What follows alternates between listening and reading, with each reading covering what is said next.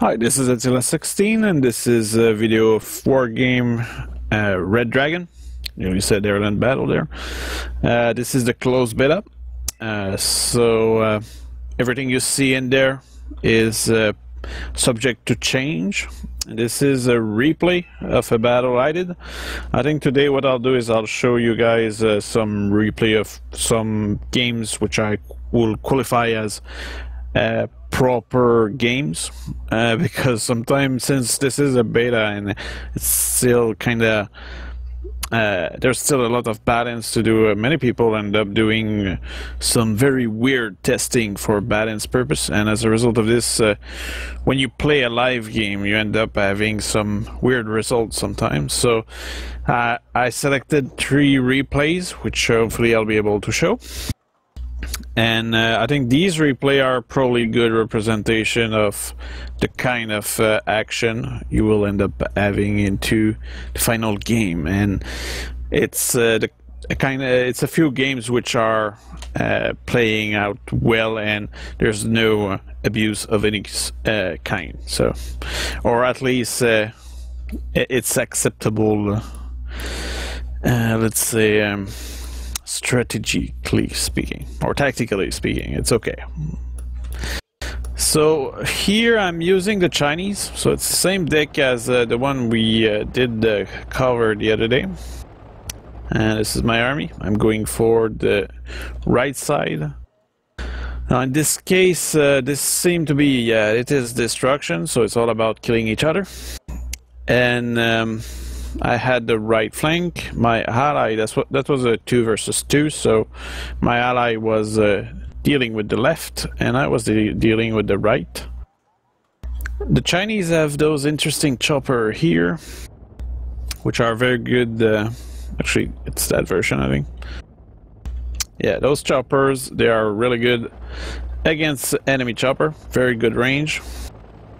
While the other choppers over there are good against tank.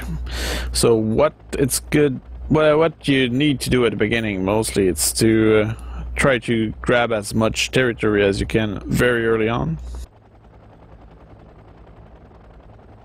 So here you actually see the enemy over there, but of course I did not see that in the battle. So the enemy here on that side did not push all the way into the zone, and I think this is a commonly done mistake from many new players, is that they just stop right at the first zone they find. And this is a mistake, because what you want is that at the beginning you want to go and entrench yourself as far as possible into the map, so that after that it's all about the enemy trying to kick you out of that zone. Well, if you just stop at the first position, then you're already giving up on potentially having more points. So that's one aspect. And as you can see, I did not have that much resistance. A few chaparral here, no big deal. But my ally over there, he did have a little more resistance. And he did not bring the appropriate troops to deal with this. As a result of this, you can notice that he did not have any anti-air. So I quickly realized that, and now you can see my what are these? Yeah, okay, that's the thing is that right now you don't really see visually the weapons because it's written work in progress. But I'm moving my choppers to intercept over there. Because with Dorniers, you don't know, first of all, if there's troops in there, and secondly, you need to stop them from actually doing a recon over the zone and spotting command vehicle, for example. So now my Chinese chopper are intercepting those Dorniers.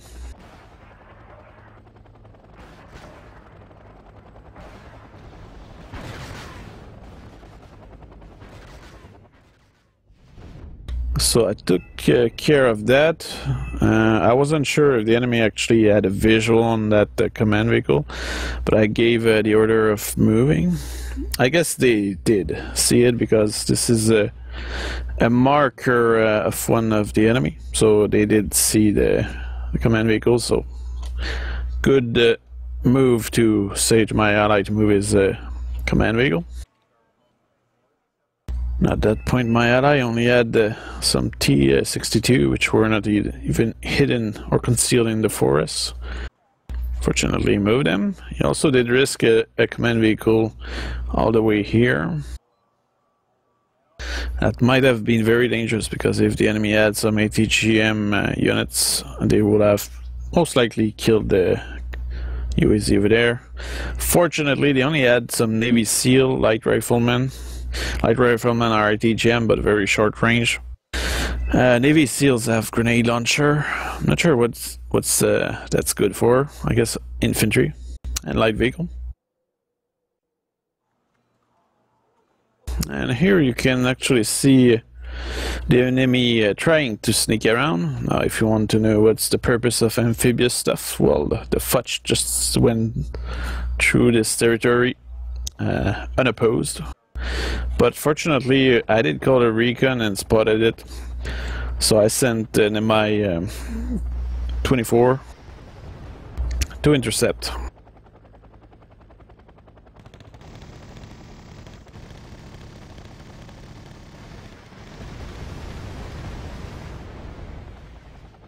So that took care of that. It's a good strategy to sneak around recons on the border of the map. And actually, many players end up neglecting those borders, so if you can actually send some infantry, that can be very effective.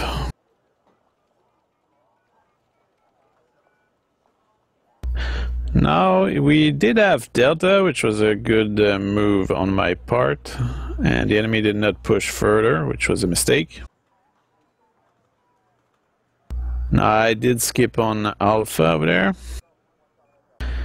since the goal here is that Charlie is a reinforcements area, and Lima is also a reinforcements position.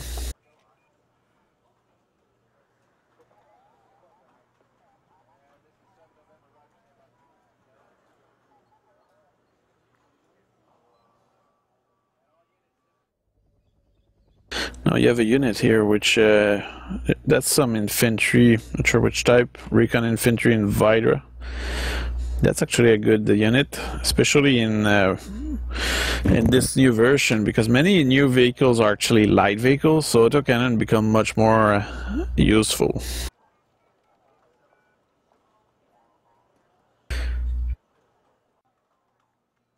So Vidra 2 is a good weapon now. While in Airland Battle I used to not really use it at all.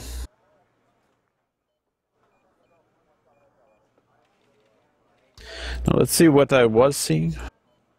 Now you can see that we did not really see much, only knew that there was some stuff there. And what did the adversaries saw? So they only saw a few units here, choppers. They did not really have much of a clue of what was going on around.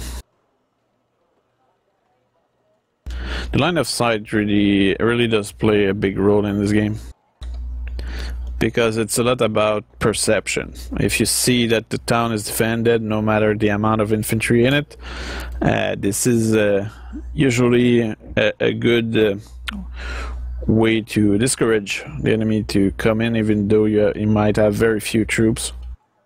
Just having a few troops can make a world of difference, especially ATGM units.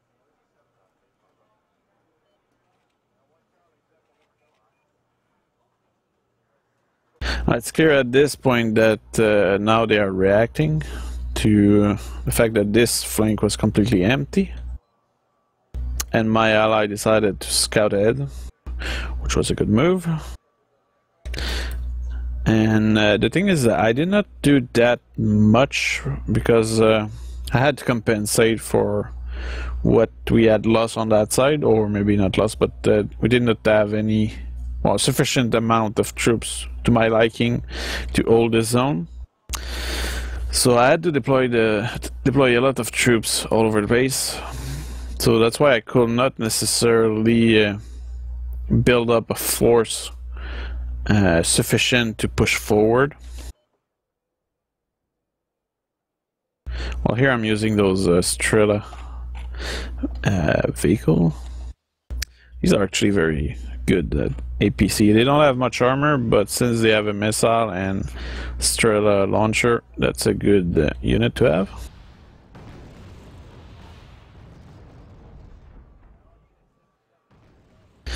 You can see that they are bombarding the old position of the command vehicle.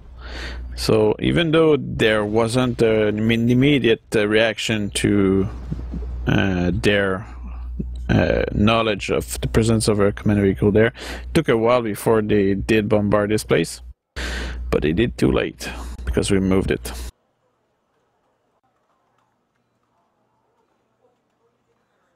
Now, since this is destruction, I think that's one of the issue of destruction, is that there's no real incentive to push forward. So this is the phase of the battle where you could nearly compare this to World War I. So everybody is on their own position, and they're just building up force non-stop. There's a stroke 2 here. That's a good anti-air. I kind of find it weak in this version of the game, mostly against plane. It's kind of weak. It used to be better than that. I don't know why, but they might actually correct that. Because everything, all the balance of this game is potentially subject to change. Well, this is really the part of the game where nothing happened, because neither side has the means to do anything.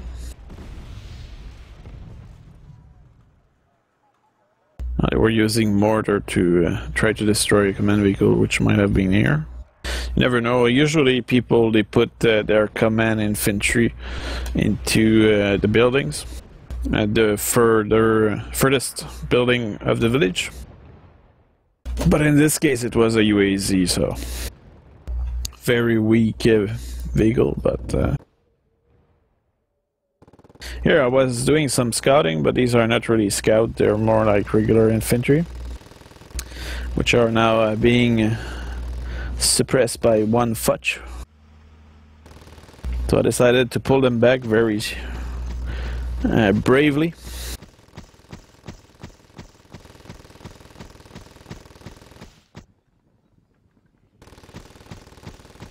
The big question is, will they make it? Probably not. No, there's still one.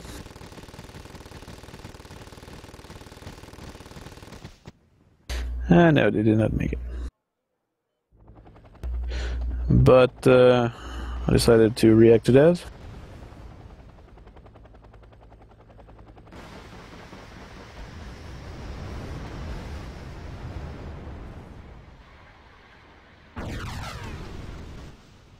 So that took care of it and just pulled back my chopper. I also had a scout with it. It's good to do to have a combo of attack chopper and scout.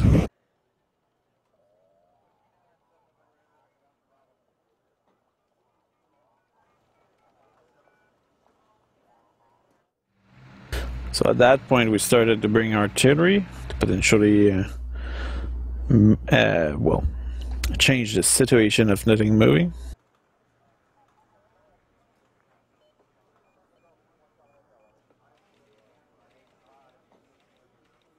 Now in Wargame Ireland Battle, the artillery used to fire in kind of a burst. So it will fire a lot of shell at once. Well, not at once, but one after the other in a fast rate. Now they changed it back to European escalation, so now they only fire a few shell, one after the other, but slowly.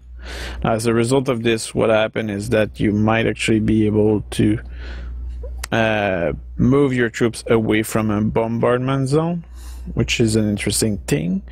On the other hand, they made it so that the artillery can now actually damage tank, which is a little more realistic.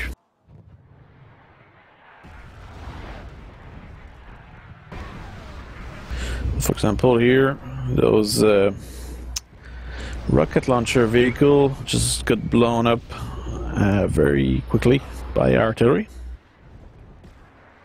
While our artillery is bombarding that small village, which is mostly empty. It only has some marine vehicle.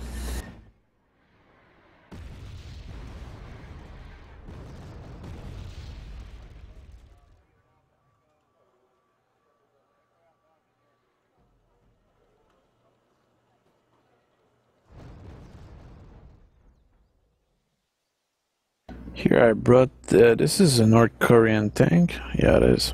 It's actually a pretty good one. It's kind of evolved version of the T-55. It has a very good gun, actually. So while my ally is bombarding this small village for ages, I bombard that zone here. Pretty randomly, as you can see. I did not have corrected shot at that point.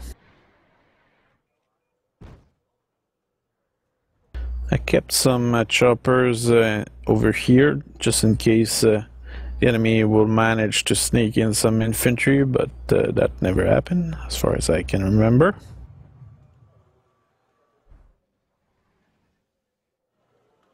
Let's speed things up a little. So here I saw that the Super Cobra was isolated, so I sent my infrared anti-air choppers. That took care of that. Those Chinese chopper have more range than Super Cobra against chopper, I think. Currently, I should say.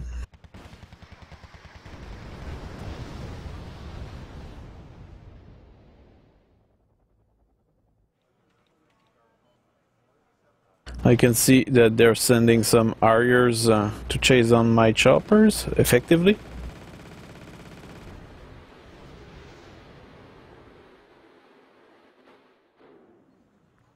Those Harriers are really deadly. I don't know what they heat in the morning, but they are really good at shooting down choppers, even if they don't necessarily target the chopper specifically.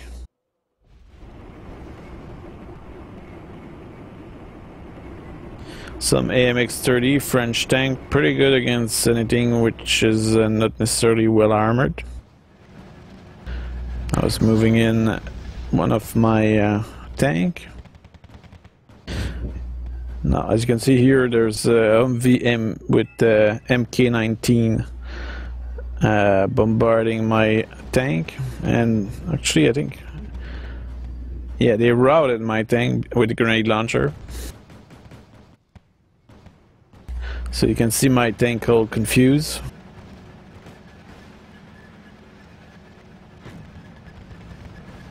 And receiving fire from all directions also. But actually surviving so far.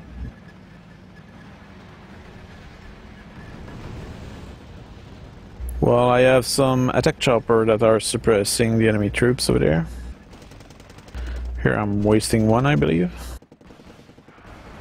And there's a kind of a chopper dogfight going on here, which my chopper are winning because they have a longer range.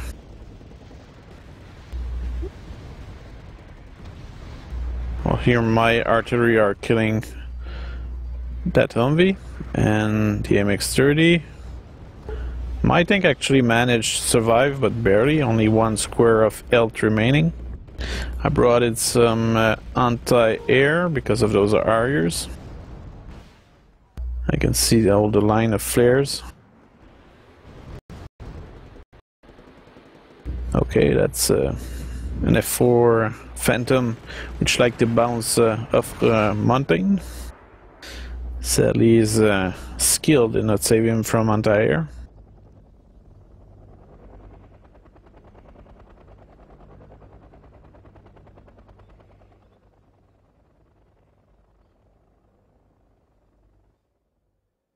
Also, all the fire you see around the forest, that's something which can make your troops panic, and it can also hurt your troops up to a certain point, so now there's much more fire than there used to be, and it seems to spread a little. So here that AMX-30 got shot in the back by my North Korean tank. Well, here the enemy decided to attack me. Here we have a combo of anti-tank infantry. So my ally has those ATGM units, while mine are anti-tank with the kind of recoilless rifle. So it's a kind of a rocket, but rather long range, up to 1 kilometer.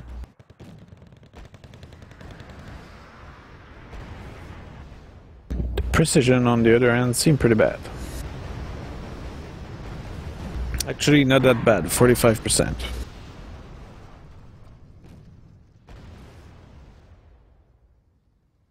And also 12 AP power, and these are 8 rounds, so they don't lose strength over range, which is something interesting. So that small move to attack this position did manage to get rid of our command vehicle over it, but did not manage to break the defense. It did reduce my troops a little, but not enough to make much of a difference.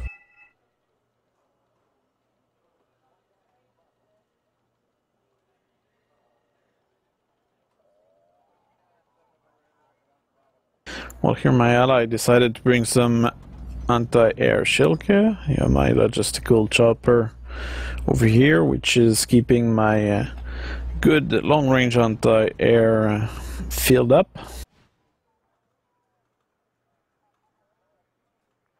Here I kept one infantry in the back just in case there's some recon sneaking around.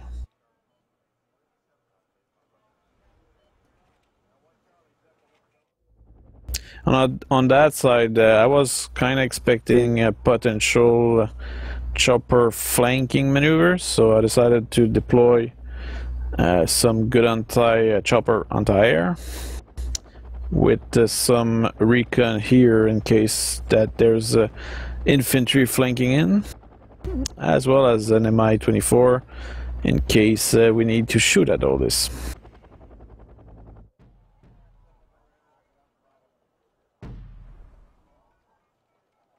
Now my artillery was shooting at what?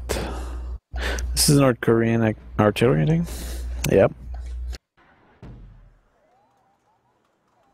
And I'm bombarding. I think there was a chaparral there or something. Yeah, there's the wreck of the chaparral here. Now what you need to be careful about with that new artillery system is that when the target is destroyed, make sure that you do change a different target, or you order your artillery to stop shooting, because then you won't waste all your ammo. So that strobe is shooting that Cobra there, which managed to escape, I believe.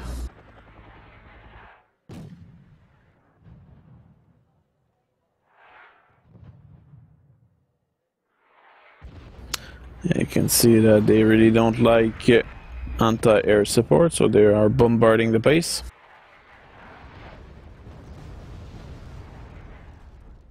But that gives time to the strobe to move away, just the fact that the artillery is not necessarily accurate. So it's really important to notice when you receive enemy artillery fire, because then you can just move away. Some Vidra are shooting those Puma over there.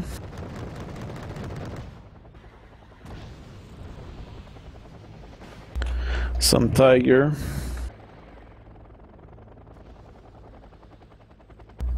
Tiger are really good because they have air-to-air weaponry. And there's the other version here which has air-to-ground weaponry.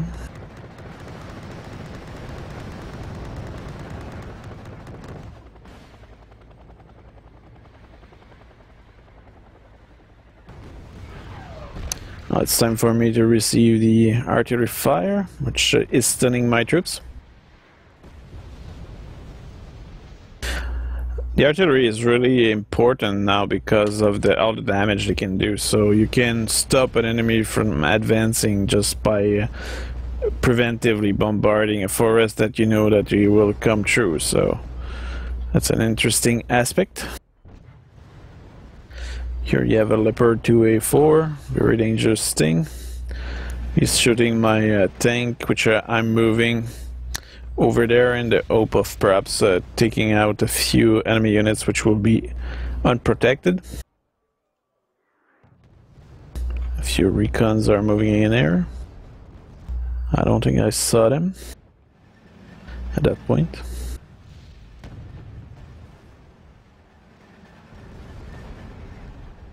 So now I'm shooting the enemies which are visible here.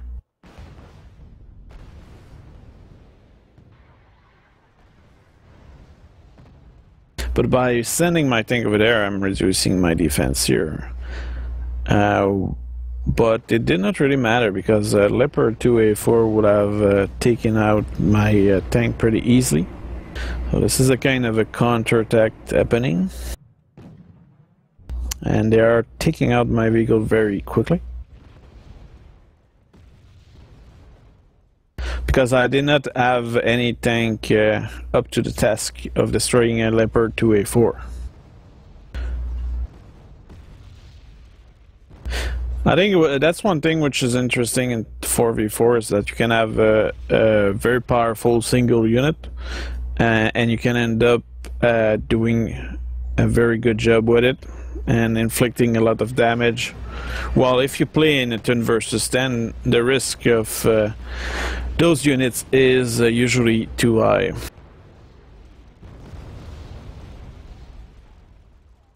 So that's a big difference. Strong unit make most sense in smaller game.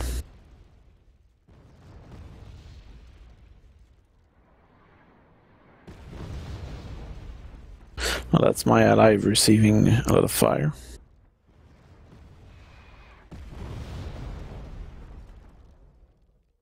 Brought in some what are these? ZBD 90 with some infantry, regular infantry in them.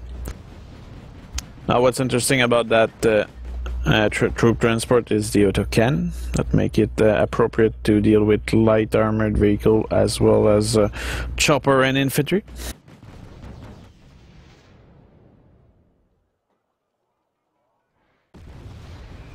Here I think I was actually just randomly bombarding the place, hoping that there was a command vehicle. As you can see, it turned out there's no command vehicle there. There's one here on the other end, but I never was aware of that. So yeah, you can see some AMX 30 moving in, but the AMX 30B doesn't have that much armor.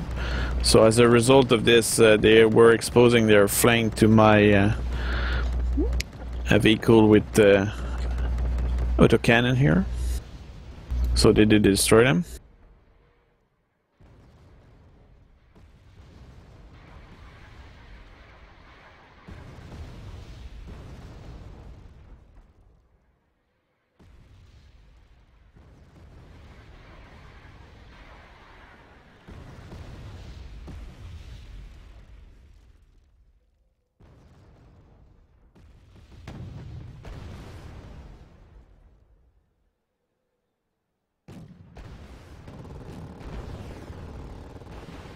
I decided to send some of my infantry to scout forward.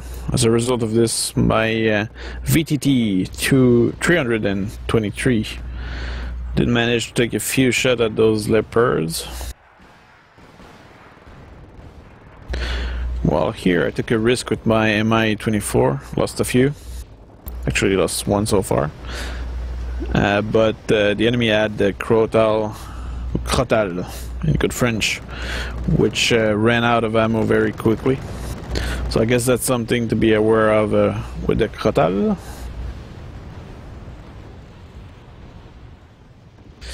On the other hand, he had some Flak Panzer Gepard.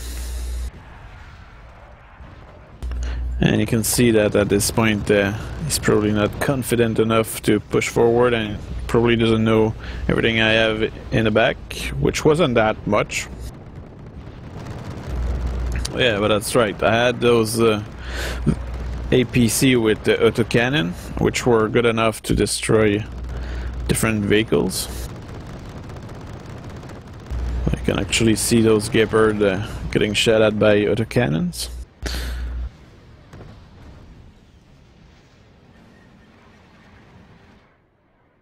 But the Gepard has a good armor. Let's see, what kind of armor does that thing have? This is, by the way, one of the new Gepard. As you can see here, there's actually some Stinger's missile. So it's infrared stuff, which make it able to fire missiles without having its gun on. So it makes it a kind of light Tunguska, because the missiles are certainly not as good. Now here with my HQ7, which seem to be essentially the same thing as a Crotal, so same thing. I guess it's the same technology. Or maybe not, I don't know. What's interesting is how this guy over there moved his M61A. That's also a new looking unit, I suppose. But still vulnerable to being shot in the flank by those ZBD-90.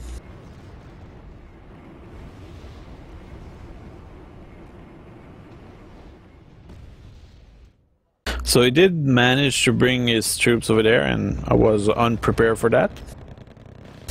It's actually a good move. And the infantry is just not up to it to deal with those tanks.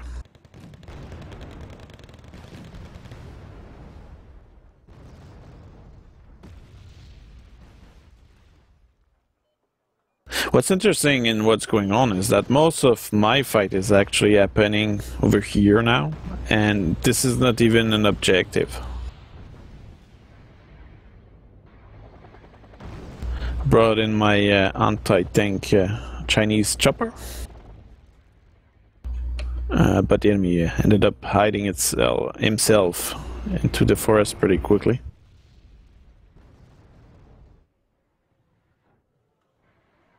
So that was a good move here.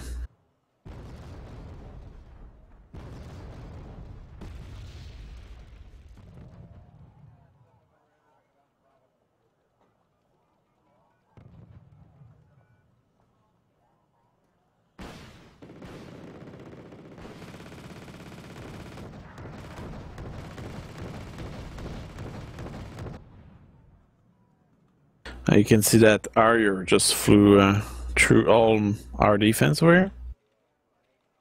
And they actually did shut down a few of my planes, which is rather impressive.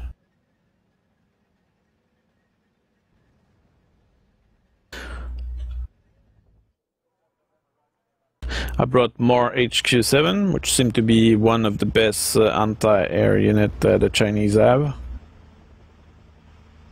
Especially against chopper. I think that's their main anti-chopper weaponry. Moving in with the infantry. In the forest, the infantry is probably the best weapon against tank.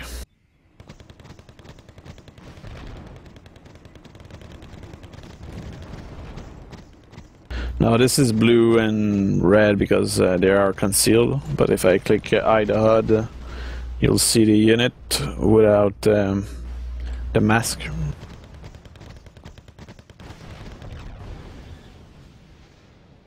So my infantry took care of those.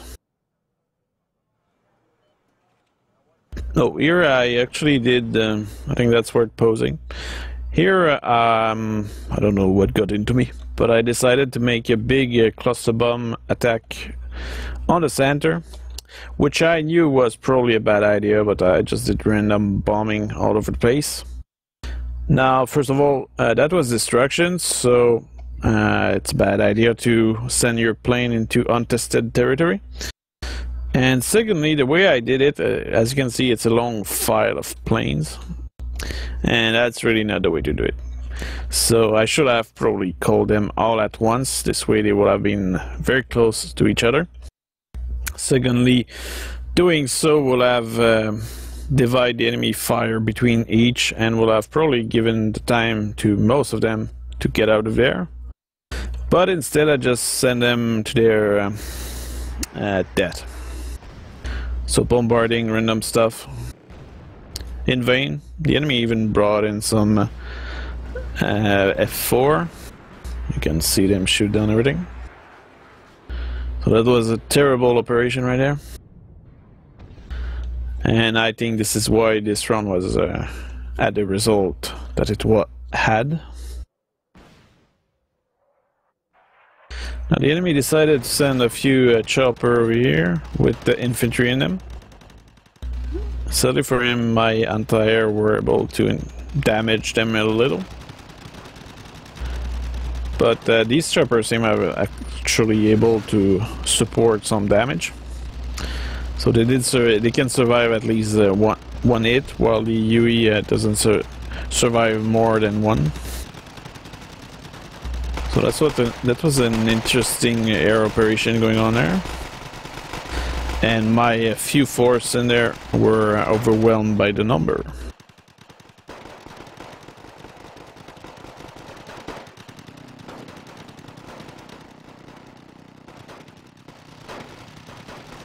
And also those chopper are, even if they are on the ground, they are suppressing my troops also. Which is an interesting fact. So that means that when you land your troops, it's best to verify what side they're facing. So here what I'm doing is I'm bombarding the whole place with planes and artillery. As you can see, this is one risk of doing an attack. You end up having a warm reception.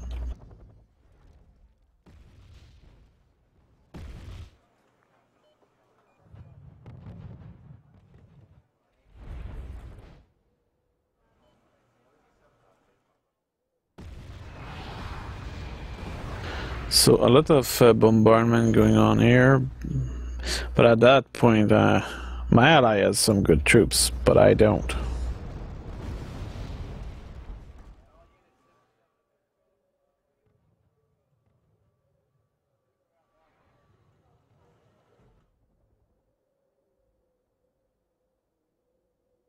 Well, here what I did is, since those HQ7 are very mobile, I established an MI6 in this area, and I was simply pulling back my HQ6 into this place to rearm them, because I knew that potentially landing a chopper could lead to that kind of result here.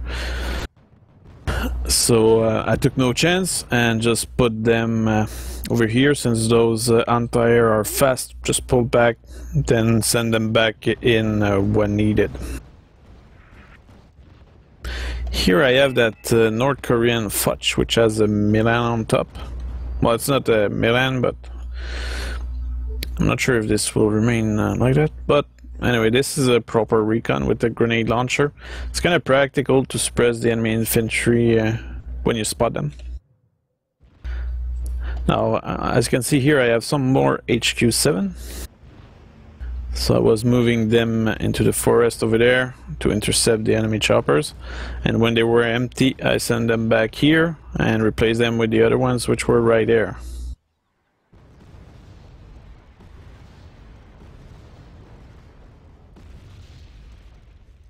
Lots of Marine coming in there. A Super Cobra, that's a good kill.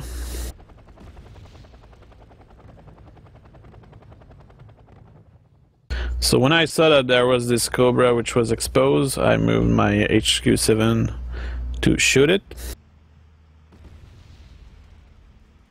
Now if you look at the HQ7, the range against chopper is 3.3 kilometers. That's very far. And this means this is further than usually the chopper missile can reach you, so it's a really good choice. One Harrier. No, that was a Jaguar. Whoops, went too far. Also, HQ7, what's good about it is that it doesn't have a radar, so you cannot lose it to a seed plane.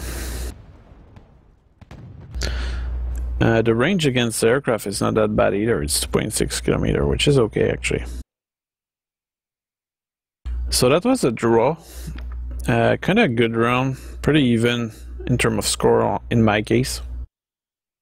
We don't really have the more detailed result, but I think that was a pretty good round. I think it's representative to the kind of action that you can have in this game in small rounds.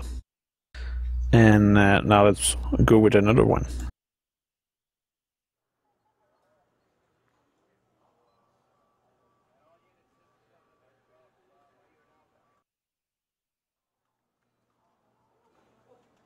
Okay, so this is a round which will go much faster.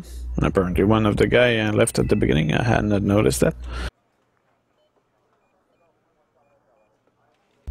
It's much faster. It was a 30-minute round. And this was Conquest. Or was... No, actually, that was Total Destruction. No, it wasn't Total Destruction. It was Destruction. So what happened in there is that since everybody goes for sea stuff, I decided to go over there by land. I think one of the current issue with this map in particular is that right at the beginning you generally end up with the big naval force. As you can see here, that's a lot of ship. And if we compare this to the others, they did not have as many ships. And usually it's whoever has the most ship that wins.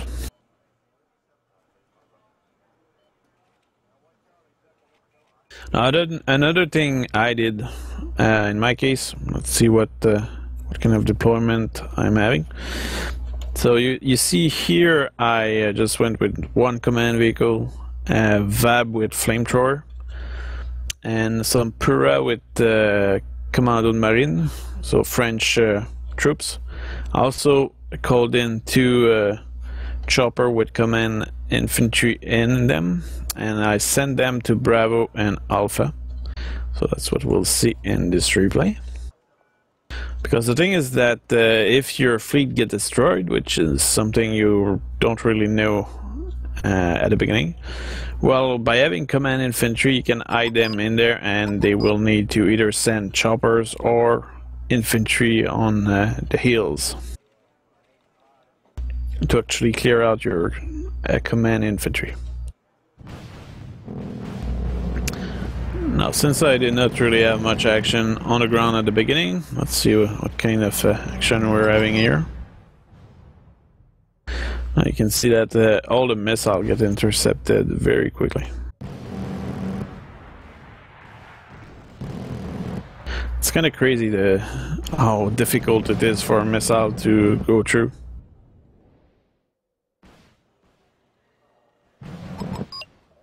Actually, let's go back to neutral. Okay, so one trick in this case is to send your fleet all the way there, or if you start on that side, all the way here. And this will allow you to potentially capture this area without losing your entire fleet. But I think it's clear that this side of the map has an advantage because it can go straight there, while here you just need to go around or over there, so it's a little more difficult. So back to the ground action. So here's what happened.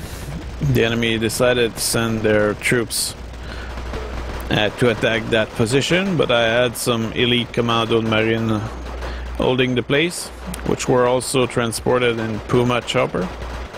Well, actually pirates. So I had that pirate presence to suppress the enemy as well.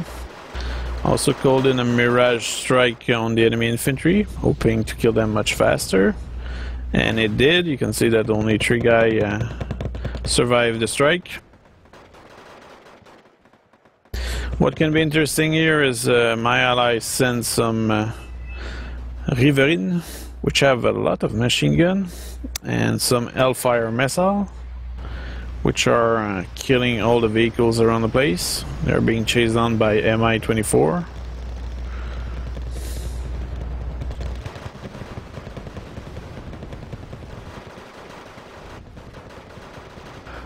Now here what I did is that since the enemy was pretty much defeated, I sent my Commando Marine outside of the building. I regrouped them because they were in 2 groups from the choppers, and I sent them in pursuit of the enemy.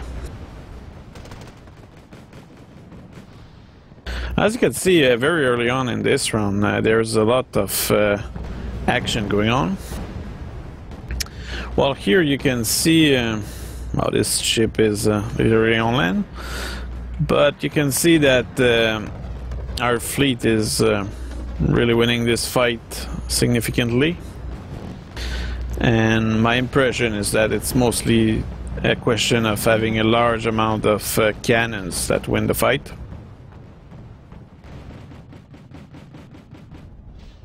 And as on my side, I'm progressing slowly, using my pirates to suppress whatever resistance there is.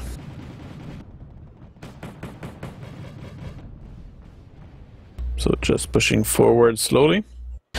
Our side did not send that much units to the side. I guess everybody was just focused on sea except me, and there was just no way I will be able to capture this area while capturing this space, so other people send their command vehicle without necessarily sending any troops.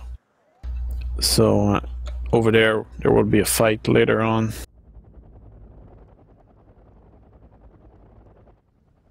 Also notice the experience level of my Commando Marine, which are elite.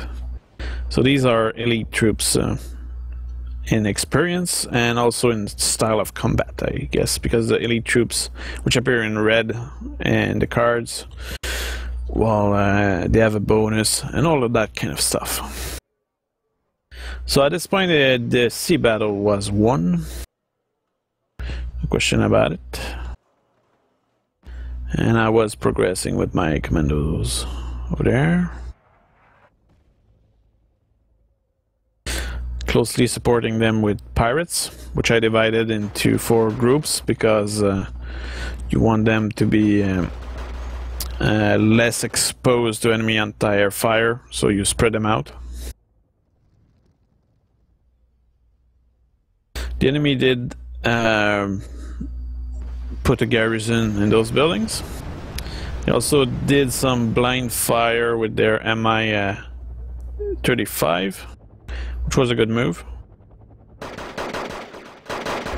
My Commando de Marine just went over there to kill those Strela 10M, which I had not guessed they were there. I was more expecting a command vehicle, but I guess target of opportunity.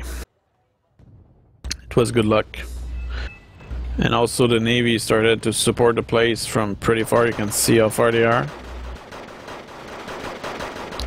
And I moved my Commando Marine into the building, where they quickly disposed of those Strela 10M. My adversaries did move their command vehicle on the other side of that street, which is a good move.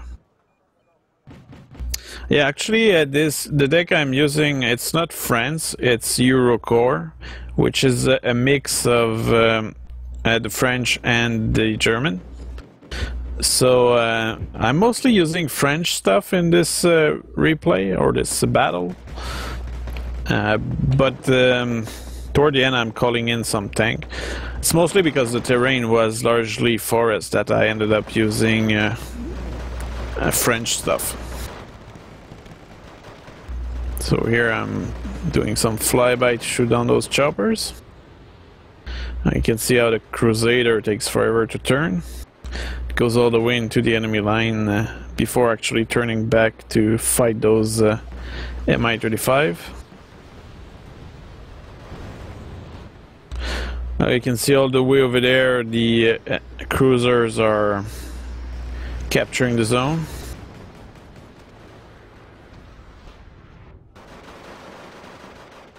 So I seem to be receiving some anti-air fire. But anyway, so I'm advancing with my Commando Marine again, supported with the Puma pirates that are just suppressing with their autocannon the enemy. So for a transport, this unit can be very useful. I had some sapper here, but I think I lost a few. I did move some transport over there. What is this? That's near to ship F-18.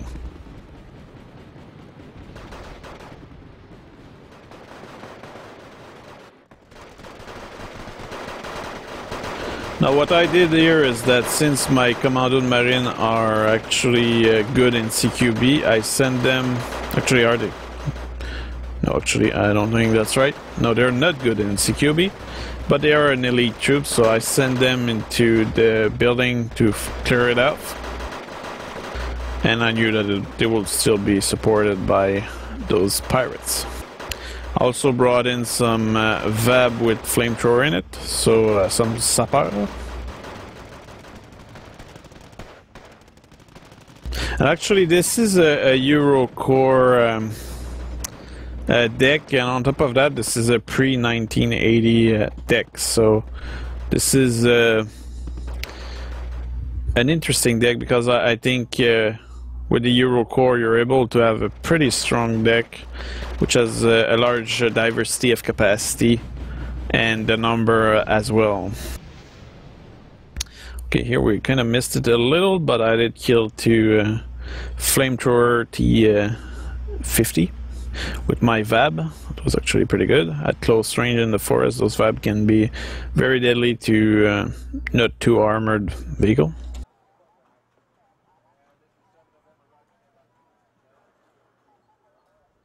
And now you can see here that that's one thing that they might actually change. I know that a few people did propose that change, is that ship no longer be a command vehicle, because right now what's happening, that will likely be subject to change as well, like everything is potentially subject to change in this, is that if you control ECO, you prevent the enemy from calling in any naval reinforcements, you prevent them from calling in air support, and you're preventing them from calling land forces.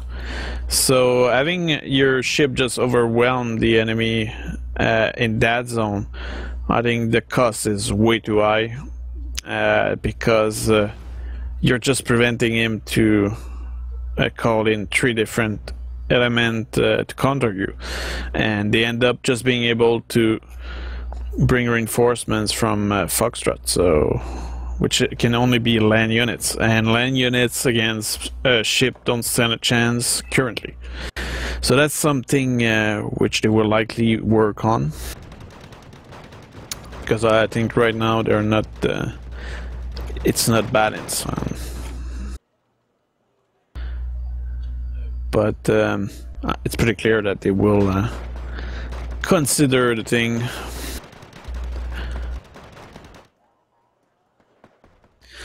Now, since the Ally did clear out this zone, I brought in some AMX-30B, so French tank again. The thing is that in this map, or this region, there's a lot of forest, so having an AMX-30B can be a good thing, since they have autocannon and cannon. So that allows you to potentially clear out any light vehicle very quickly, as well as infantry.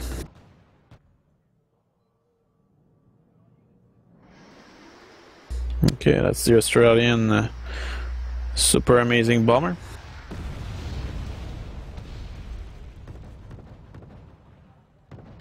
Now that was I think 8 or maybe 6. Yeah, 6 1,000-pound bombs. that's a lot. Now, I think so far nobody pointed out that it's kind of very powerful. But at the same time, this is an Australian plane, and they don't necessarily... well, I guess it's okay. It's not... It seemed perhaps a little too powerful, but it might actually be balanced, because it might be compensating for some weakness in the Australian deck. It's just very impressive when you see all those bombs. And it can wipe out quite a bit of infantry if you're using it well. You also don't have many of them, so that can potentially make it balanced. And I don't think the ECM is particularly amazing. Couple of Marines unit moving in, which are not mine.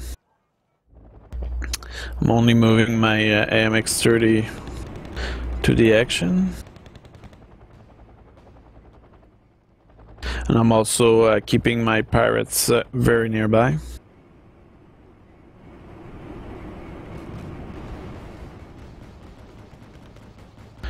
So now you have some infantry, enemy infantry here, which is being suppressed by everything.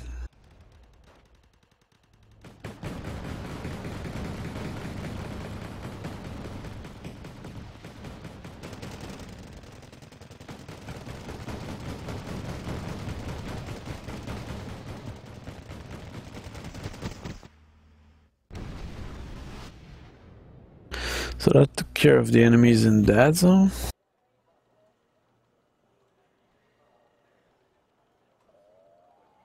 Now, as you can see here, I have my commandos in that building with some supply vehicles, so I'm refilling the rank of my Commando Marine.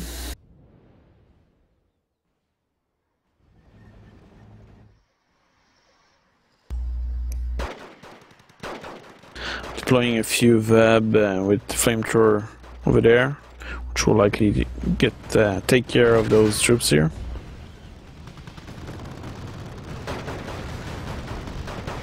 But the VABs are no match for entrenched infantry. On the other hand, my Sapper over here are flamethrowers, so they kinda push whatever infantry that are in building out, make them freak out, so they get out of the buildings and try to flee the fire, which allows everybody to kill them very quickly.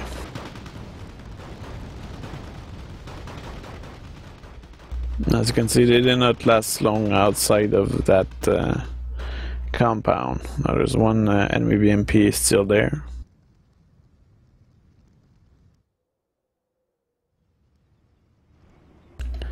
Some SASR finished off the enemy BMP.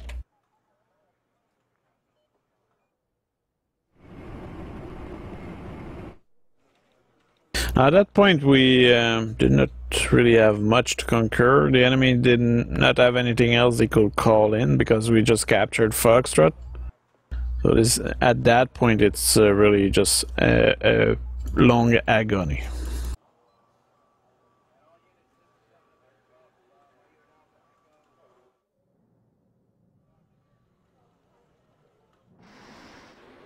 Some Phantom doing some napalm strike.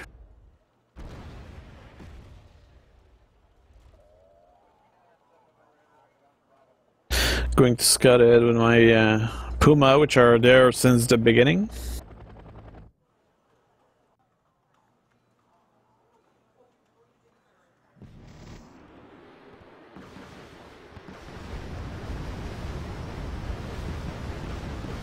Those Aviog serve a purpose, which is something rare.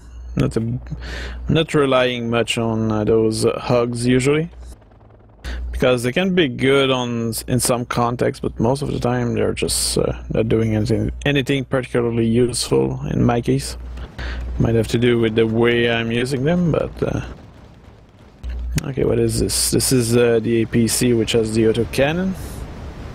It's being suppressed by rockets.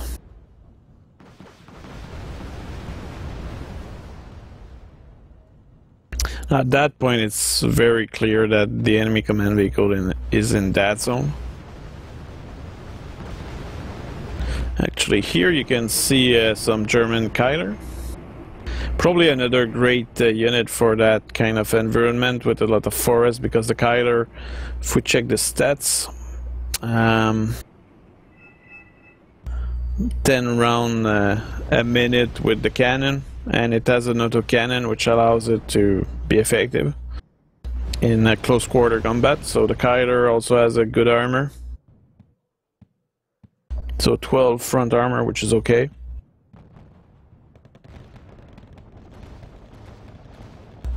Now these AVUG, will they actually manage to kill a command vehicle tank? Which seem to be a T-60, so this is probably North Korean? Yeah, it is.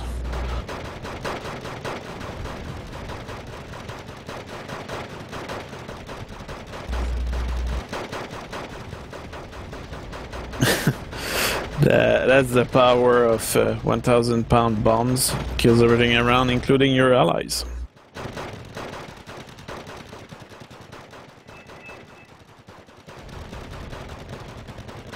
So that zone was cleared now. That was just about finishing off whatever remains. Here there was one command infantry which we did not see. So they were hiding it from us.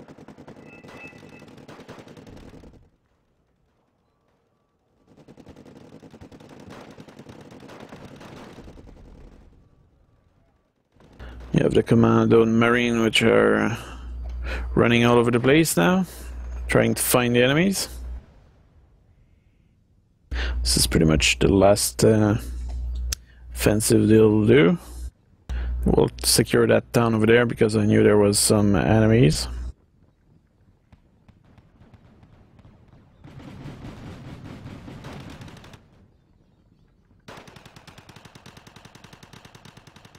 So they're just rushing in.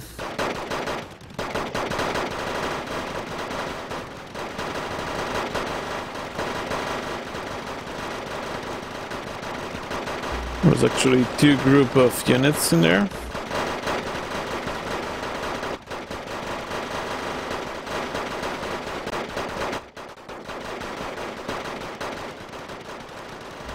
You can see some illustration of house-to-house fighting. But it's kind of sad that you don't really see anything real happening down there. It would be nice if they were to ultimately put some action, visual action, while you clear the compounds. Like seeing your troops progress or something. That could be nice. And I think at that point the round was pretty much over. We were just scanning around to find their command vehicle, never expecting it to be all the way there. I guess these command infantry never figured out that there was enemies over there. What's interesting is that they all have a bazooka on the back.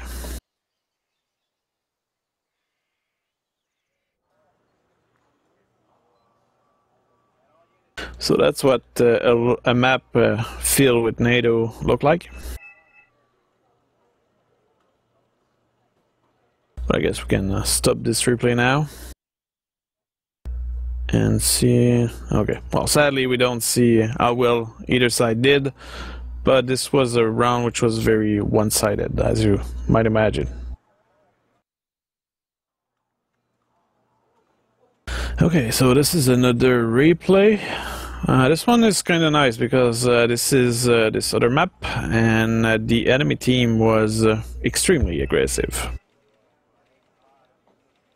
And they definitely knew what they were doing, so that was pretty good.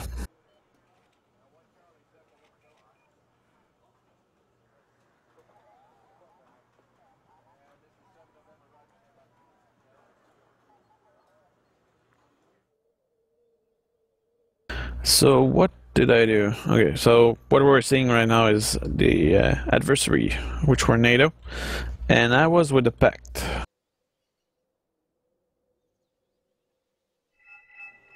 So the thing is that in this map, especially at the beginning, Lima and Charlie are really important. And the center is not that important, which might actually make it a great place to attack. But it's probably more important to capture Charlie and Lima because these are reinforcements point. Well, area. You have the arrow, as you can see here. For those that don't know that yet, the arrows indicate reinforcements area. And your reinforcements will come from the zone which is the closest to where you want them to go. So what I did here is I went strongly on the choppers. Now I guess some people might complain that, well, that's a chopper rush and that's not balanced. Which might be true, but that seemed to be nearly one of the regular way to capture most territory. You want to send your airborne units as fast as possible to a zone, so the chopper are the best way to do so. Now, of course, you might end up facing some air defense, or you might end up facing enemy fighters, which can inflict a lot of loss, but if you do it well, you can probably expect good result. So in this case, I think, what kind of troops did I have in there? I had some German, this is, no, actually, yeah, this is, I don't remember the name, but this is a mix of German, Polish and Czechoslovak troops, so this is a coalition. I don't remember what they call it, but I think it's the East Bloc. And so I use a combo of different troops. So the Polish, I think, yeah, they have good choppers with anti-air capacity. And the adversaries were really big on planes, so they just patrolled around and shot plenty of choppers. Killed quite a few.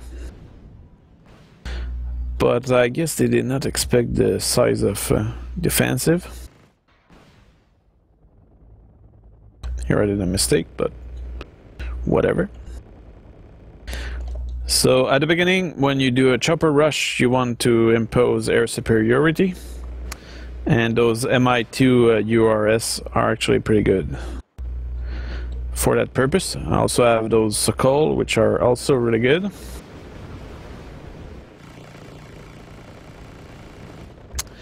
And the other team was really big on having enormous amount of choppers in the fight, as well as a large amount of Avenger, as you can see here.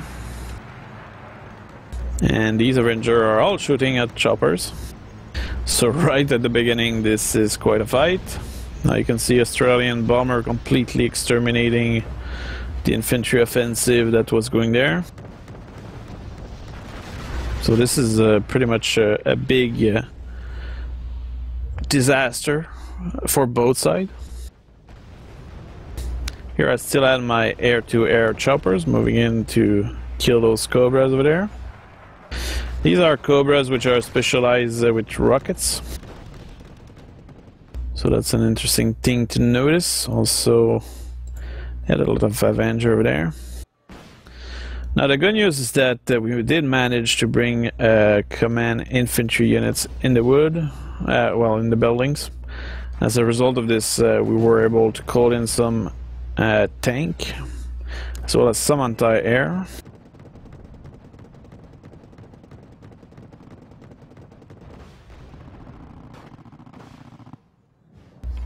These are Japanese, I think, Japanese F-15. Very good air-to-air unit. Here my Wilk had some trouble fighting this M1 A1 HC Abrams. And on top of that, there was a constant presence of air units.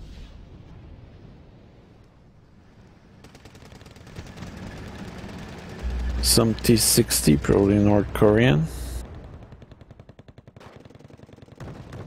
Yeah, indeed. That's my allied troops. Had some Commando C surviving here. He shot the scout. Well, it was a tough fight in this area at the beginning. And the napalm really was cutting off fast reinforcements. On top of that, they were bombarding with a lot of planes. They had total air superiority. It was a very interesting situation. While on this side, there wasn't that much action. So I think, I don't know if this player did bring anything to the other side. He probably did. He actually did. So the entire beginning of this round was just focused on fighting for that zone. I brought in some strobe too, which has infrared as well as cannon, but as you can see, it has a really hard time hitting those planes.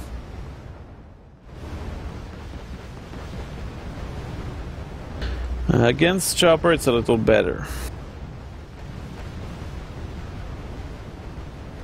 Now notice the presence of those rocket choppers. These were really numerous. And they only cost 55, so... And they do actually damage your tank, I think.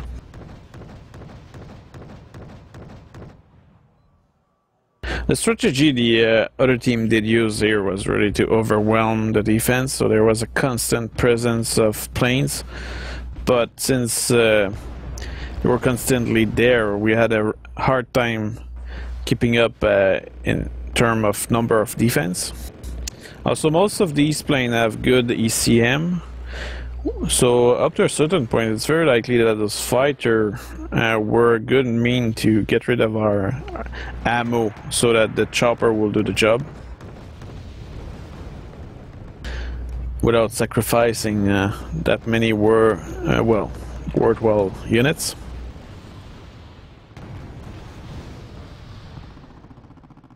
So very tough fight here at the beginning.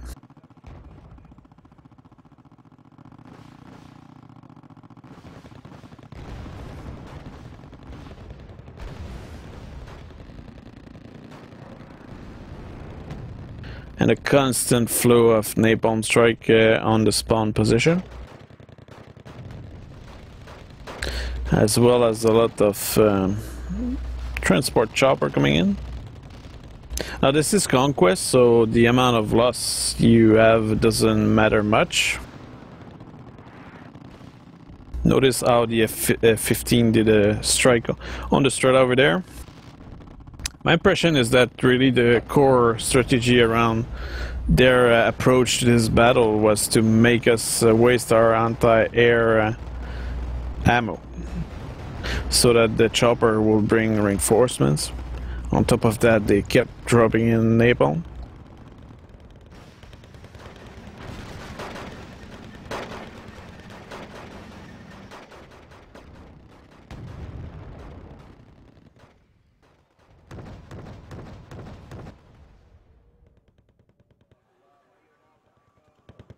We're also scouting with some Marines around the place, making us waste our ammo again.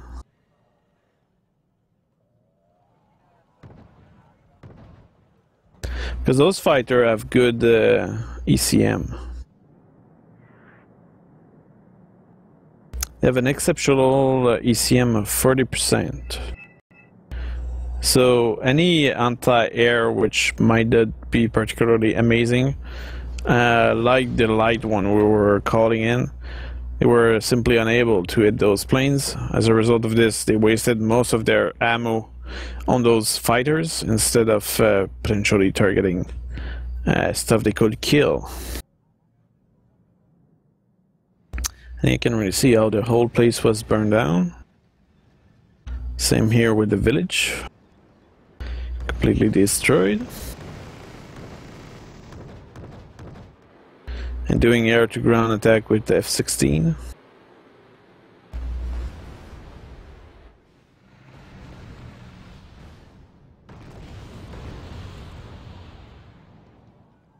And our anti-air was completely ineffective at killing any of those planes.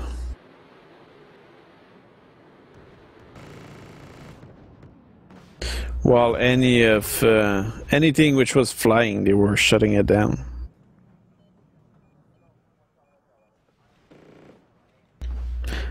Now, when you have an enemy with such an air superiority, you do not bring a command vehicle with, an infantry command vehicle in choppers. But of course, you cannot see that in advance. Oh, here is one of the new units. This is a Black Hawk with miniguns and Hellfire.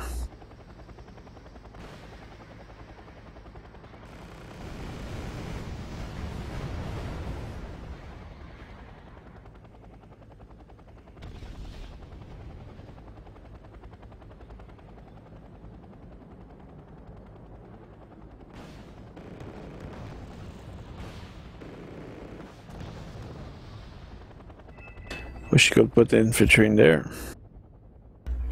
Interesting. Infantry command unit moving in.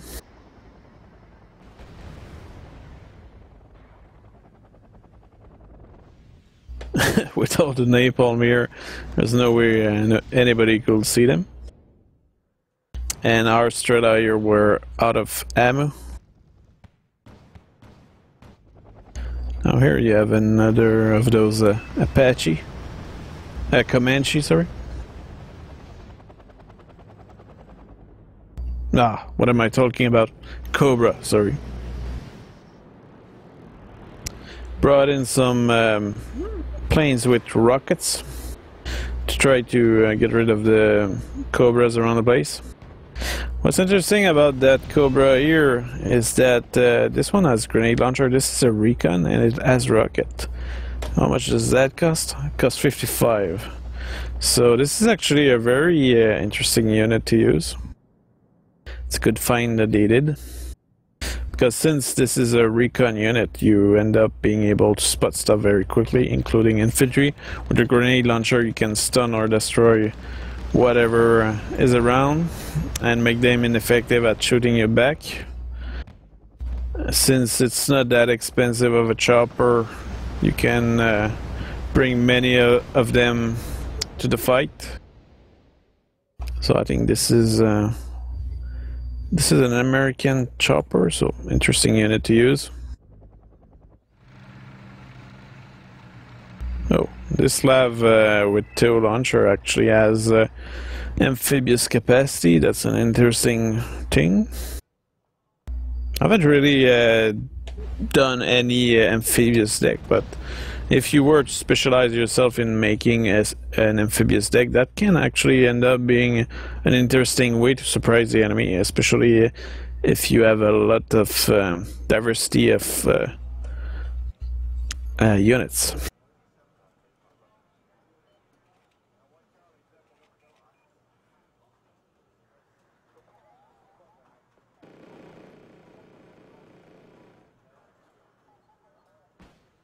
Now, at that point, it's clear that we did lose that position.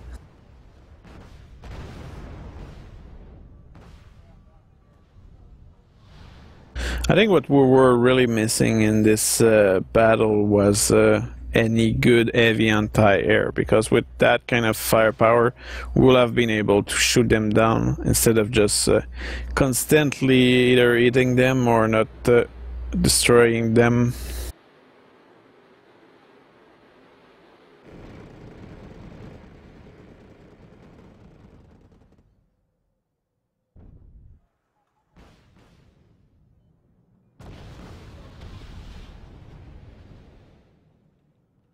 And all those planes that they were bringing in have the best amount of ECM.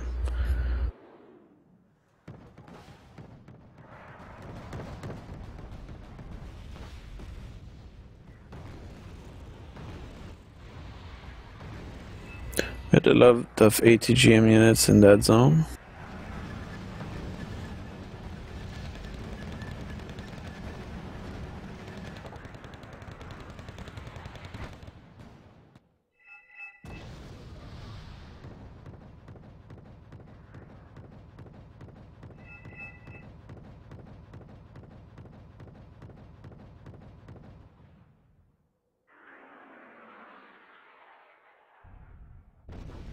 Actually, these were not Sea Cobra. They are really Cobra.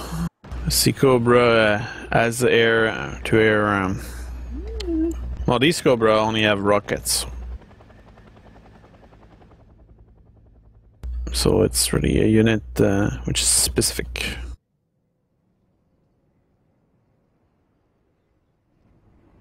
Some Marines were moving in.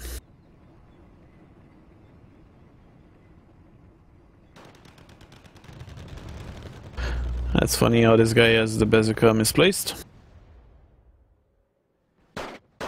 Probably another bug that will be fixed.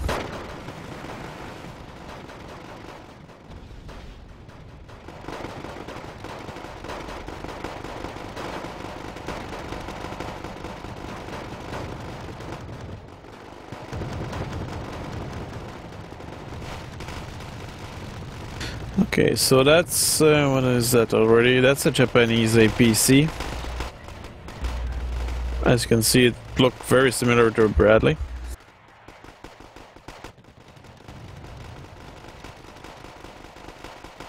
It has a good air, well, ground range.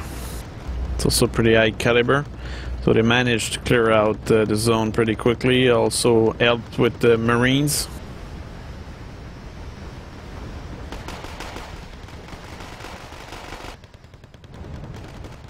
So a good combo. You can see good coordination of their force.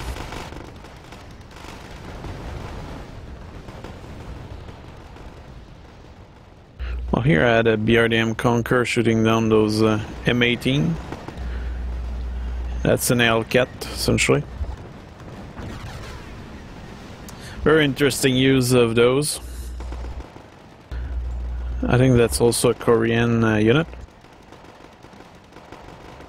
So if you want to see an interesting use of the Korean units, that's one of them. So we were trying to re-establish the front on that side. Here I did use some MiG 23BN, which they just fire a rocket.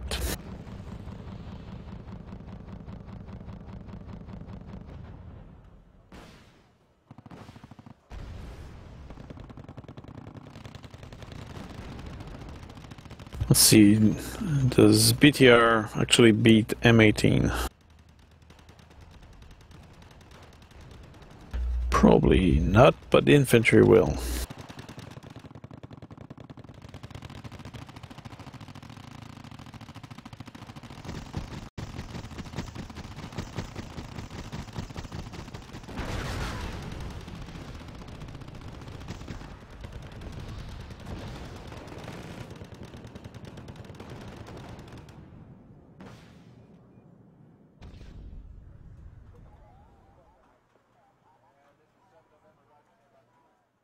Yeah, I think the main strategy of those planes was to just make us waste anti-air.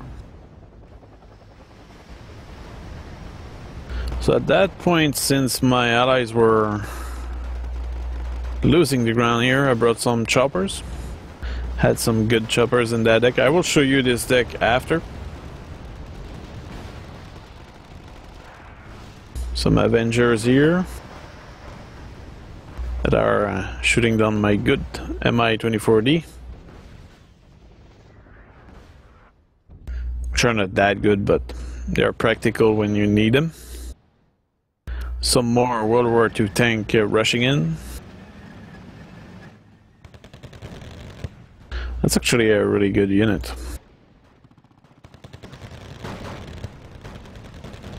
Yeah, look at that. This is a really good unit. It goes at 100 km/h off-road. This thing is really fast.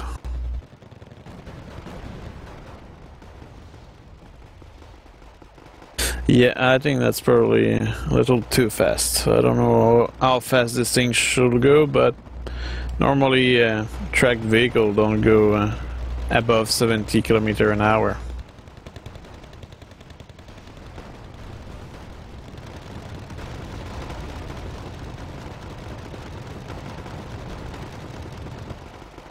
I wonder how fast this thing is supposed to go in real.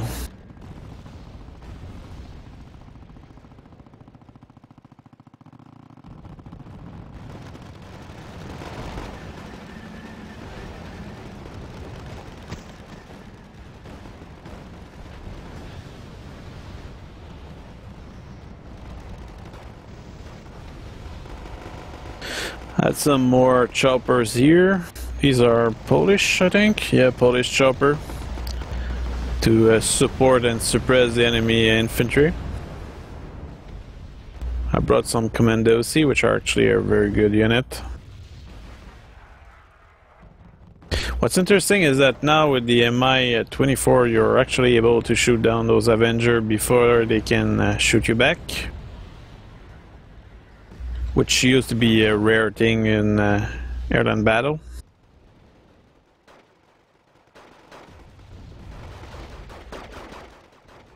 So those, the other team is really pushing big time. They are gaining ground slowly. Well, actually not that slowly, because at 100 km an hour, that's pretty fast.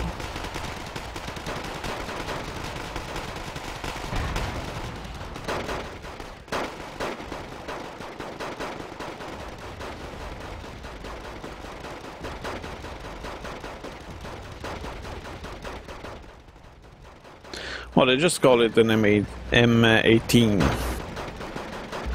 But I think this is usually during World War II that was called an Hellcat, as far as I know.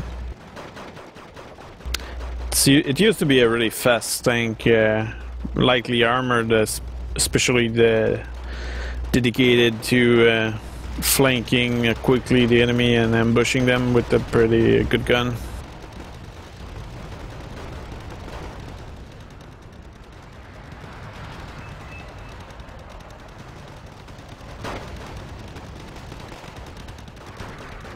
I did rely a lot on choppers in this round, as you can see. Maybe I was taking a little too many risks here.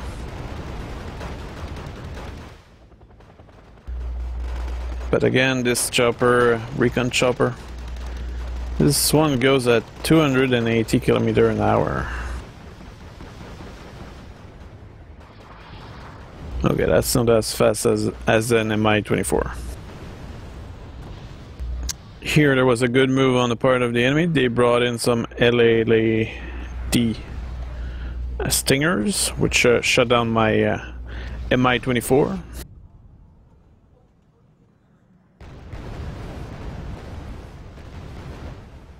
I think what's interesting about that specific round is how the adversaries really did rely a lot on air and did so very effectively.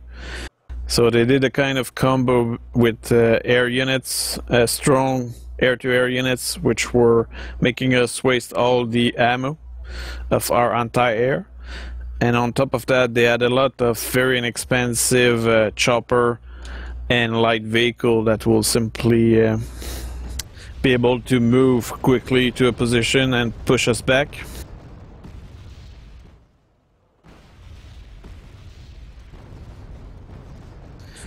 Yeah, so essentially the Hellcat speed is probably a little exaggerated in this. Maybe the Korean did put a fusion reactor in there or something, but that seemed very unlikely, so I guess I will verify if somebody did report this speed, which is way too fast. It also goes at 110 on the road. Now let's compare this with this vehicle right here. Okay, well, the tanks seem to be able to go at 110 on the roads. So you can see how overwhelmed we are with the amount of enemies coming in.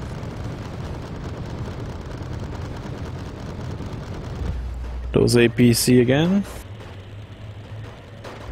They have an autocannon and some missile launcher. What kind? It's called a GUMAT. It's really good units.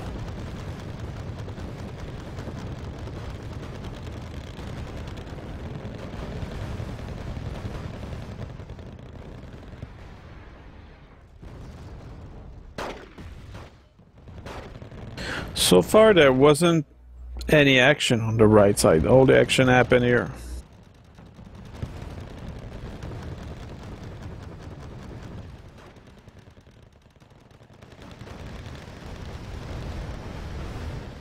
Once again, more chopper on my part. The only way I could bring in reinforcements to suppress the enemy and slow them down was by bringing those choppers, I think.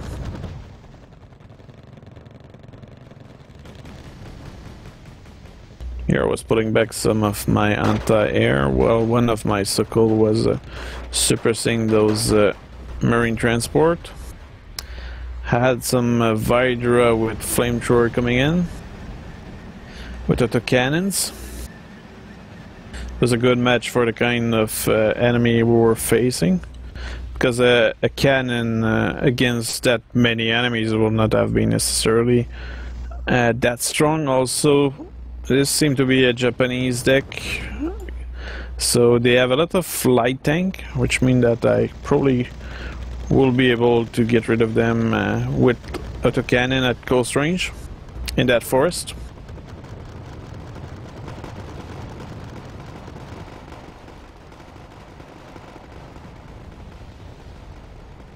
Yeah, as I said at the beginning of each of those beta videos, everything in here in terms of stats or many things are subject to change. The balance is not established perfectly yet. That's why this is a closed beta.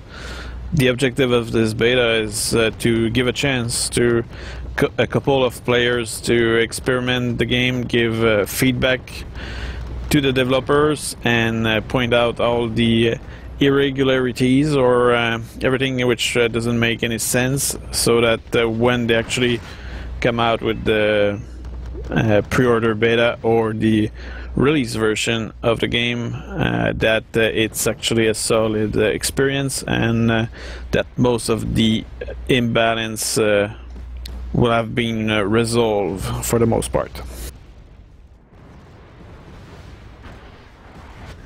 Now here that MiG-23 did not fire all its payload on the target there, which made it die. That was very unfortunate.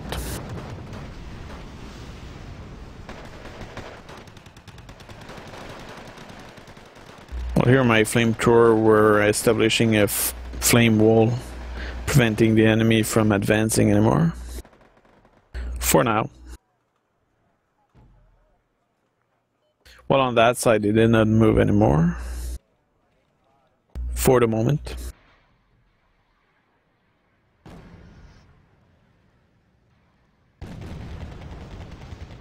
But you can see now how most of their units, especially the M18, are out of fuel. So I guess this was a kind of a pause in their offensive, just to resupply at least the important unit. You can see here one of the new logistical chopper. Kinda nice.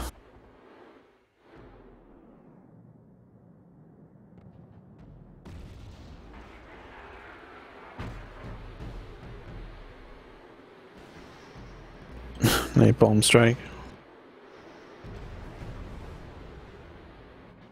Oh, that's one of my MiG-29 actually.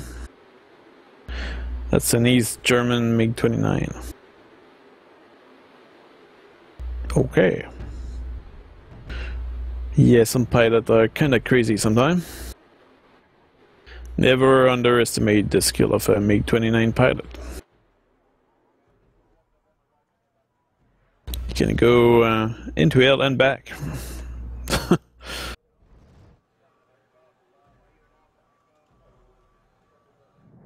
Some Raven, still nice looking plane. Some block, what are these?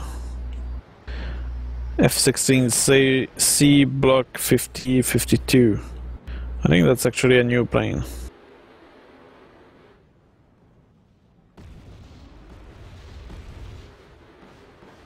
A lot of Air Force in this round.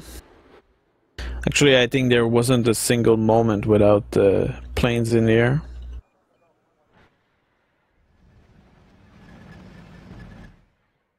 It's just that there was very few of ours.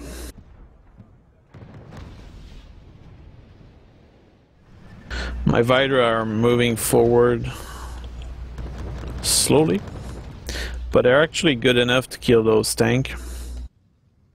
Oh, actually, these are not even tanks, these are APCs. So that explains why they were killed so easily. Some Lav 25 scout moving in on the side.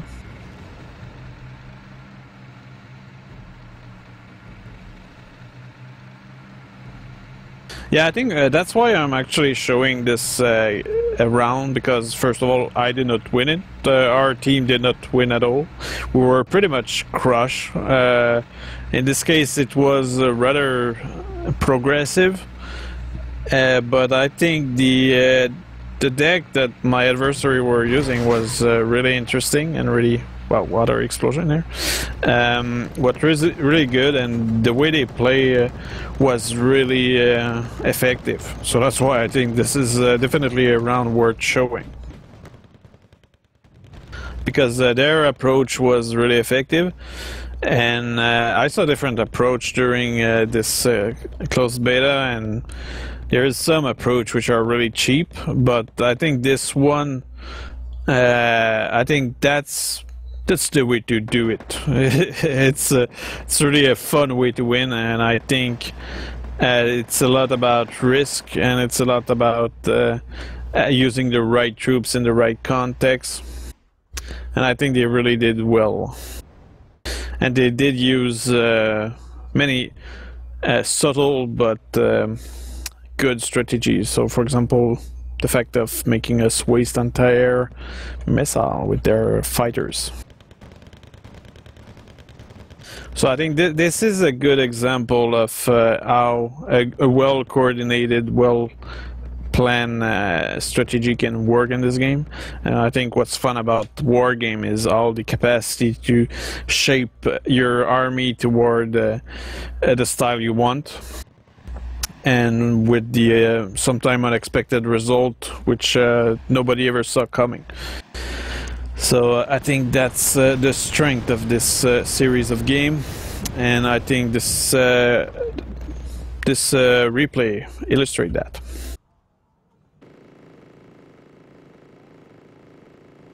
So look at that, constant air cover and attraction of missile defense, preventing anybody from having any ammo remaining to deal with choppers. That's a smart move. Now Strike Eagle bombardment.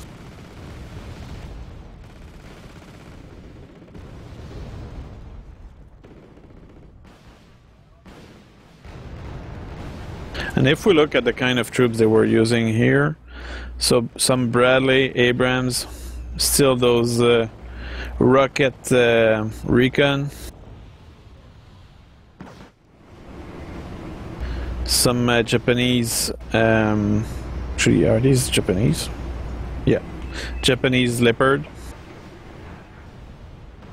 So they were able to bring in a very strong formation of units and deal with any problem very quickly. And I think in this case what they did is they just did a combat air patrol, make everybody waste their anti-air missile, then come in with the Cobras and shoot down everything. Since those Cobra are recons, they can spot stuff much easier than any other units. And with the grenade they can stun them while the tank will finish them off.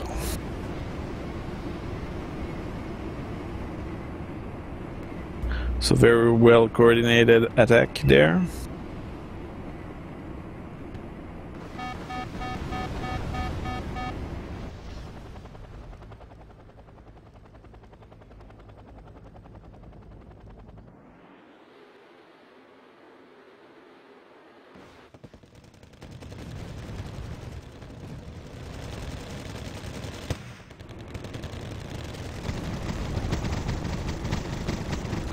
They are moving in, killing everything very effectively. And the thing is that their combat air patrol, not only are they making us waste anti-air missile, but also since they're not necessarily targeting choppers specifically, as they fly above their Sidewinder missile just target them automatically. So they are clearly preventing any form of anti-air presence, making their chopper really effective and unopposed. Here apparently my ally did not notice that his infantry was still in the transport. And now you can see that they actually pushed through the center, defeating my few troops over there. And yeah, here we had a few tank, but I don't think they came to help at all. I still brought more choppers. Because I really think the only thing I could do was bring those attack choppers to get rid of the enemy presence. I had sent a few T-72 to the right, but seeing that there was an Abrams over here, I brought them back, and also that will allow me to get rid of the anti-air, which were a danger for my choppers. Also I brought in more T-72 over here. The thing is that those M1A1 Abrams are really tough, and I went for the option of having a quantity of units. You can actually see the Abrams really shooting and killing all the stuff around.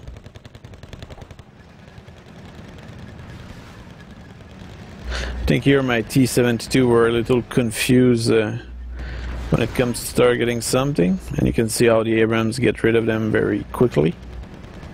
But now I had my other T-72 just nearby shooting that Abrams. So the Abrams, without counting whatever it received prior to that, did survive 3 hits. My MiG-29 doing the job here.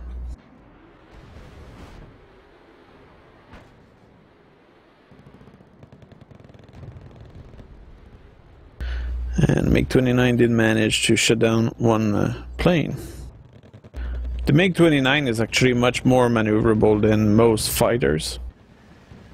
So, for example, if you engage a dogfight with an F-15, the MiG-21 will ultimately manage to get in the rear of it. Now look at all those grenades falling on my T-72.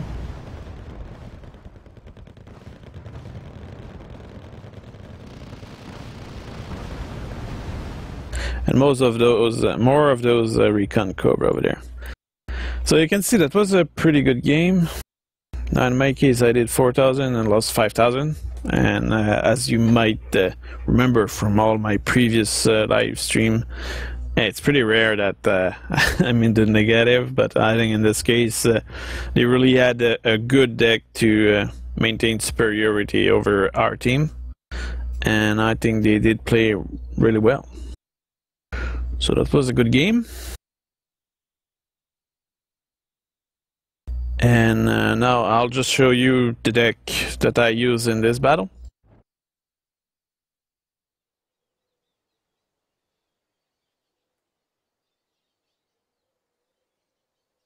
Okay, so that was the deck in question. I actually modified it a little following those battles because you know, what's interesting about getting beaten that much was that you learn a few things, so you can adjust yourself. So in this case, actually it's nearly a creation of the deck that I'm doing right now. So let's see. Following this battle, I ended up changing my mind here. I removed the choppers. So the FGB-40 now use a land transport, and I find that it's probably more appropriate for those troops because this transport is actually really fast. So it's an SP-70, it has 2 front armor, a speed of 150 on the road, and the FGB 40, they have some anti-air and anti-tank, so this is a really practical unit to deal with enemy spamming chopper, which was the case in that last replay that I did use. And usually at the beginning of each round, you usually end up having a lot with having to deal with a lot of choppers, and the front armor might also help to survive potential rocket attack from attack choppers. So I think using two group of FGB 40 is a proper way to deal with that. Then I'm using some Commando C with the MI-24D because I think this is your initial move with the choppers. You still need that. The Commando C are really good still. They were pretty good in airland battle, and they are still very effective. Then I'm using some Strela with the Vidra 2, which I think it's a good combo because the Vidra now, when you're facing light vehicle, that's a good unit to deal with those. And since the infantry, most infantry you can carry with the Vidra have short range, I guess you can bring some ATGM, but I think using them in combo with anti-air, which is the Strela 3, make it effective against chopper. When it comes to logistic, I'm using one East German's T-72 command vehicle, another UAZ with East Germany, FOB is here, an MI-8, good supplies there. A Kolos, because the Kolos is really good. It has a lot of fuel capacity, so you only bring one and you'll be able to refill an entire army nearly. Support, I'm using the Dana, which is still good. The Strobe 2 did not prove to be particularly amazing against plane, but it's okay against choppers. Then I'm using the 9K33M3 Rumb, which is a Polish anti-air. This one is more to react to enemy planes, like we had in the last round. And what's interesting about this unit is the rate of fire, which is not particularly clear. I'm not sure I really like seeing the reload time in second there, but this thing has a fast rate of fire, so if you're being harassed by enemy combative patrol or anything with high ECM, well, just the amount of fire that comes from those anti-air will normally end up hitting it. So it's clear that it's not the best anti-air, but at least it has a fast rate of fire, so if you miss, it's not important. There's always another missile following up. Then I'm using the Strela 10M, a really good missile, also a pretty fast rate of fire, and it's not subject to be targeted by seaplane, so that's another interesting thing. Using two group of them with maximum amount of experience. When it comes to the tank, I'm using the T55AM Merida now. I changed that because I find that this version, which is the Polish one, that's a good tank because it has a front armor of 9, but the gun is the main interest there. So good AP power of 13, accuracy of 14, which is pretty good. So this is a reliable, inexpensive tank. Then I use the Czechoslovak T-72 M1M, which has missiles, so it's a good defensive unit. For the most part, good armor, but definitely a defensive unit because of the missile. It's interesting for that missile, mostly. Then a less expensive T-72 without missile this time, more like your medium main battle tank. So the T-55 is like to fill the gaps, the T-72 M1M is your main weapon from afar for defensive purpose, and the T-72 M1 is your tank for offensive, let's say, or the thing that can take a lot of punishment. Recon, I'm using an MI9, sorry, and I'm not sure if I want to add something else, but we'll come back to this. Vehicle, I'm using a T-55. I might as well use a Conquer over there, because they are pretty good. You just and the maps in this Red Dragon so far have had a lot of open space, so that means ATGM unit well, ATGM vehicle can be useful in defensive ways, much more than before, I think. Because there's a lot of line of trees in which you can conceal yourself, facing large open space, so that gives you a lot of flexibility to fire at the enemy. Then helicopter, I'm going with the Sokol. This is a pretty good air-to-air units, mostly to deal with choppers, and you can use it, I will say, maybe not in the original push as I did before, because this is a rather valuable chopper, but once you have control of the air, this is a proper unit to bring in, and it will allow you to take superiority over the enemy choppers. It's vulnerable to planes though.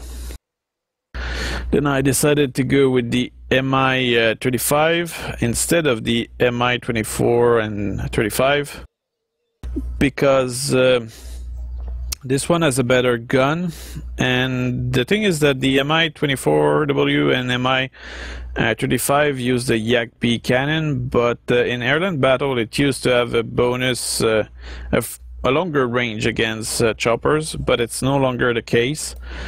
So that kind of cooled down my appreciation of the Yak-B cannon. So instead I decided to try out this Mi-35P, and it also has 4 missile here, which is probably less than the others. So yeah, doesn't have as much firepower, it's not that expensive, but the cannon is better, so I guess we'll see how it goes. Then I decided to go with the Mi-2G Vos. Anyway, that thing. So this one has Strela 2M. The other version has Strela 3, but I find the difference to be not that big, and considering you might lose your choppers to enemy planes, well, you might as well reduce the price of your loss. And also this one has some air-to-ground missile also.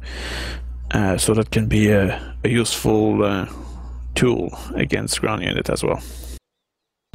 Then I decided to put some Mi-2 US, which have an autocannon. Not sure I will use that so much, but it's only 20 points, and I guess in the initial push to capture terrain, having a unit which can sacrifice can be a good idea. So, and it's still 2 AP power, which is similar to any chopper with an autocannon or that kind of support. Air units, here I was thinking about going with the not the MI, but the MiG 21 bis laser, which is an East German one. Now what I find interesting about that one is that it has 4 infrared missile here and 2 more here, which are a little better. They have more HE power, so that make this plane probably better against chopper than many other planes.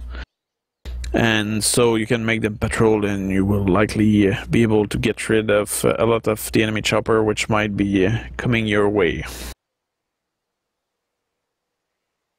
While here the Navy, well, pretty standard stuff here, so it's mostly 1 unit of each with maximum amount of experience, so it's Russian stuff. The Navy is usually the same thing for most nations, so I just keep the same thing. Now, I still have 7 more points to put in this deck, so if I consider what I'm missing, I guess some more infantry. So I think what I'm missing right now is missiles.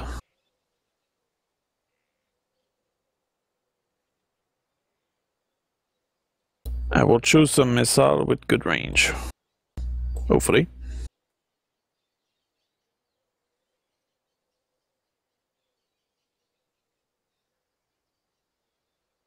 So I'll go with the Conqueror because this is the missile ATGM unit which has the most range. Now the big question is the transport. What will I use? I guess considering that I want to protect them from enemy infantry, I'll use the Vidra 2, which will be able to deal with any danger at close proximity. Okay, that still makes 4 more points to spend in this.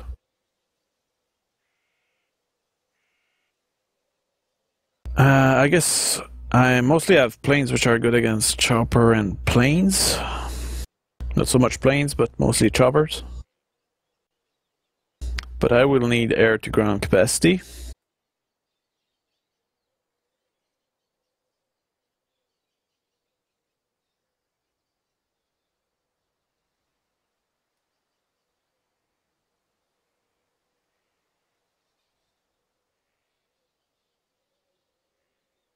I think I'll go with East German MiG-23BN. Because this one has cluster bomb, so considering NATO might throw a lot of tank at me, I want cluster bomb capacity, cluster bomb, and yeah, that should be a good unit. I think I will remove one MiG-21 and add some more cluster bomb. I think this deck seemed pretty balanced. So that's pretty much it. So here you have another interesting deck for when this game come out. I think this deck you can actually do it in war in airland battle right now. So, but it's just that in Red Dragon this is a coalition, so it might be interesting for that reason. So that will be it for today. I hope you did enjoy this live stream, and I'll see you guys probably tomorrow. And until then, have fun.